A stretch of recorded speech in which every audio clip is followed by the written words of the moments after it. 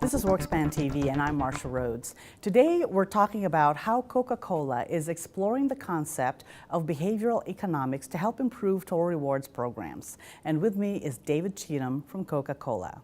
David, today's interview is based on the presentation you gave at the World at Work Total Rewards Conference and Exhibition in Philadelphia.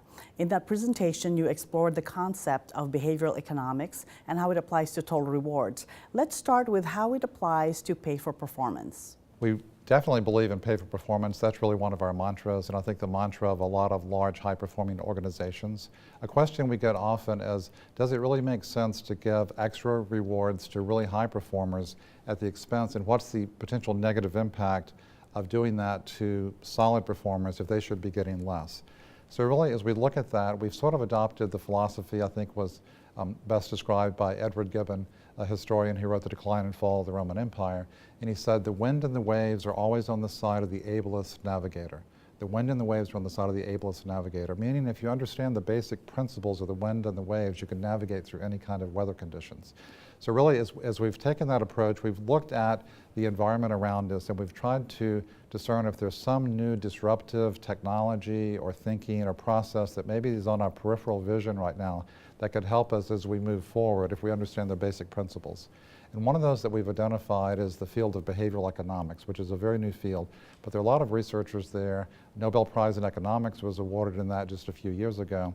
And basically what that concept is that if you look at classical economic theory, then basically, and the rewards granted there, that people are rational and proportional and measured, and it's pretty much a straight line function. So if someone were to get 10% more than target or 10% more than an anchor point, they're 10% more engaged, 10% more satisfied. If they were to get 5% less than target, they might be 95% satisfied or 5% dissatisfied. Behavioral economics sort of turns that on its head and said it's not a straight line function, it's really more of an S-curve basically, so that above the anchor point or the target, people are very excited and very engaged and very enthusiastic, but there's diminishing returns on that and the line starts to flatten. People receiving below an anchor or reference point are extremely disappointed very, very quickly, and the line drops precipitously. As long as your solid performers are paid around what they consider to be an anchor or reference point, then they're going to be very engaged and potentially much more satisfied if you're not taking the money from the performers at that level and adding a small additional amount to the high performers. So you definitely want your high performers much above the anchor point at a much higher level, but don't do it at the expense of the solid performer. That's sort of what the research is showing us. David, is internal pay equity more or less important compared to market competitiveness of pay? The research that we've done is showing that basically internal fairness, internal equity is probably and typically much more important than external competitiveness. You definitely want to be competitive externally, but from an internal equity point of view, employees are very, very dissatisfied if they feel like they're being treated unfairly. There's some simple research that was done a few years ago of a scenario where an individual is given $100 with two rules. One is they had to share that with someone else, and they were the only ones who got to make the decision. Or the person they were sharing the $100 with could decide whether to take what was offered to them or cancel the whole deal, and no one got anything. So basically, if it was shared 50-50, all was fine. If it was 60-40, it got a little iffy, 70-30. But at some point, basically, the recipient said, if you're keeping $90 and I'm only getting 10, then I'm not taking anything. The whole deal's off. We get nothing. So even though rationally, basically, the individual would have been better off getting $10 or $20. They said, no, that's not fair at all. So I'm willing to do something that is supposedly irrational in order to help restore equity. So people are very, very dissatisfied if they feel like they're treated inequitably. So it's critical that organizations spend a lot of time and effort and focus on making sure that their processes are fair, the inputs are fair, the processes are fair, and the results are fair. That will go a long way towards increasing employee satisfaction and engagement. You want to be competitive as well, but you don't want to lose sight of the internal equity also.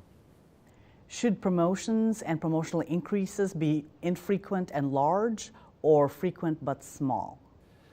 Really, the research we've seen has shown that basically smaller, more frequent promotions are much more satisfying and engaging of the workforce in general. It used to be there was a lot of vertical movement in organizations, but we flattened organizations. There are fewer people doing more work, fewer opportunities for promotion.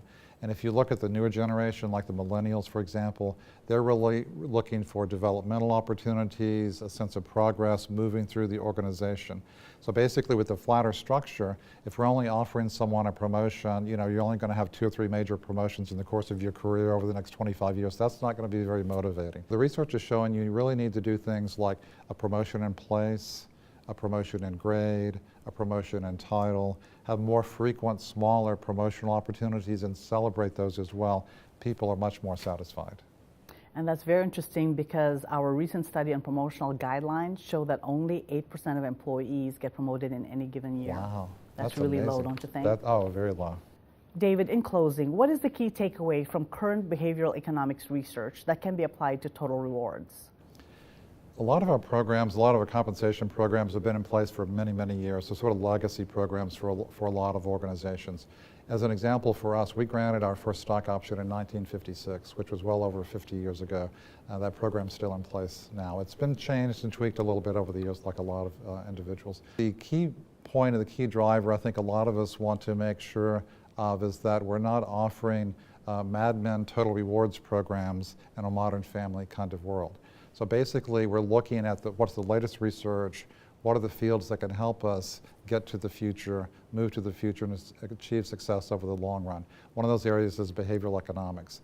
And the key points there are set your anchors carefully in your reference points, because people are looking at those very, very carefully in terms of gains above the reference point or the anchor point, and losses below that as well. So that's certainly a key point there.